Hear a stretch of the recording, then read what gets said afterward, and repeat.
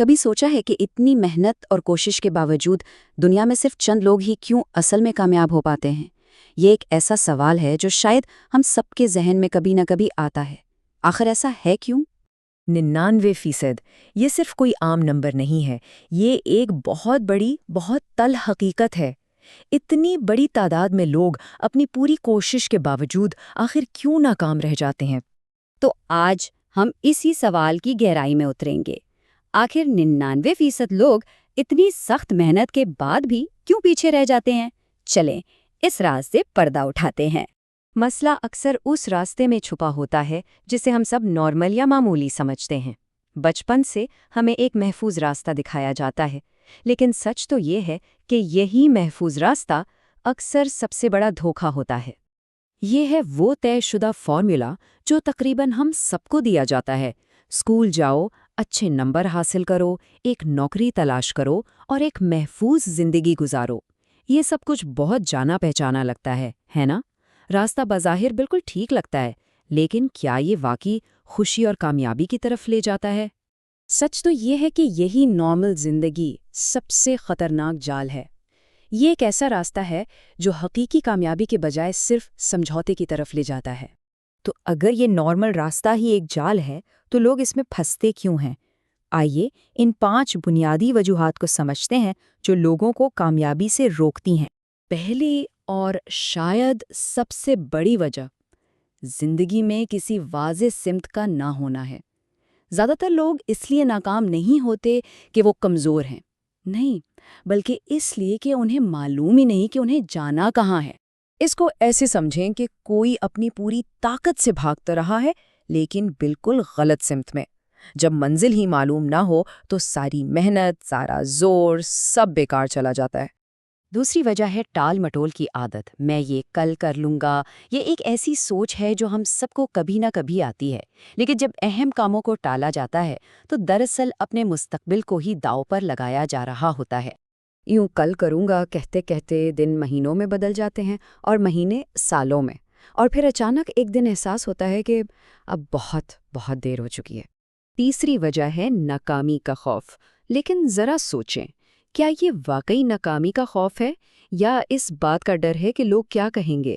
زیادہ تر لوگوں کو اپنی ناکامی سے زیادہ دوسروں کی رائے کا خوف ہوتا ہے، اور اسی ڈر کی وجہ سے وہ کبھی کوشش ہی نہیں کرتے، اور یہی چیز یعنی کوشش نہ کرنا ان کی زندگی کی سب سے بڑی ناکامی بن جاتی ہے۔ چوتھی وجہ ہے خلفشار یا ڈسٹریکشنز۔ آج کی دنیا میں تو ان کی بھرمار ہے۔ سوشل میڈیا، گھنٹوں کی اسکرولنگ، ٹی وی شوز، یہ سب ہماری توجہ اور ہمارا سب سے قیمتی اثاثہ یعنی وقت چرا رہے ہیں۔ گھنٹوں ایسی چیزوں پر ضائع ہو جاتے ہیں جن کی کوئی اہمیت نہیں ہوتی، اور اس دوران ہمارے خواب وہ آہستہ آہستہ دم توڑ دیتے ہیں۔ یہ ایک خاموش زہر کی طرح ہے۔ اور پانچویں وجہ نظم و ضبط یعنی ڈسپلن کی کمی۔ بہت سے لوگ موٹیویشن کا انتظار کرتے رہتے ہیں کہ جب موڈ ہوگا تو کام کریں گے۔ وہ یہ نہیں سمجھتے کہ اصل طاقت موٹیویشن میں نہیں، ڈسپلن میں ہے۔ دیکھیں، موٹیویشن تو ایک لہر کی طرح ہے، یہ آتی ہے اور چلی جاتی ہے، لیکن نظم و ضبط وہ سب کچھ ہے۔ کامیاب لوگ ہر روز کام کرنے کے لیے موٹیویٹڈ محسوس نہیں کرتے، لیکن وہ پھر بھی وہ کام کرتے ہیں۔ یہی اصل فرق ہے۔ اچھا، تو یہ تو ہو گئے مسائل، لیکن اچھی خبر یہ ہے کہ اس جال سے نکلنے کا ایک راستہ بھی ہے۔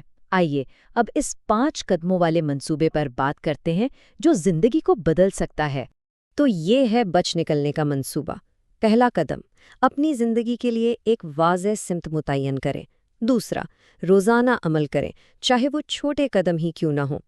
تیسرا، اپنے ماحول سے تمام ڈسٹریکشنز کو ختم کر دیں۔ چوتھا، نظم و ضبط پیدا کریں، خاص طور پر ان دنوں کے لیے جب کام کرنے کا بالکل دل نہ ہو۔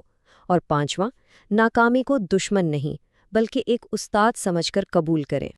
تو آخر میں سوال یہ اٹھتا ہے کہ اس 1% کامیاب لوگوں اور باقی 99% میں وہ اصل فیصلہ کن فرق کیا ہے؟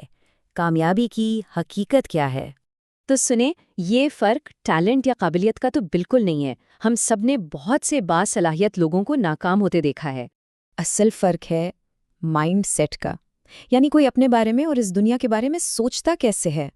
یہ فرق ہے انتخاب کا۔ وہ چھوٹے چھوٹے فیصلے جو ہر روز کیے جاتے ہیں وہی کسی کی تقدیر بناتے ہیں۔ اور سب سے بڑھ کر یہ فرق ہے مستقل مزاجی کا، روزانہ اپنے مقصد کی طرف بڑھتے رہنے کا۔ تو یاد رکھیں، مائنڈ سیٹ، انتخاب اور مستقل مزاجی یہی کامیابی کا اصل راز ہے۔ یہ بات ہمیشہ یاد رکھنے کی ہے کہ کوئی بھی پھنسا ہوا نہیں ہے۔ کسی کی بھی زندگی کو بدلنے کی طاقت اس کے اگلے ایک فیصلے میں چھپی ہوتی ہے۔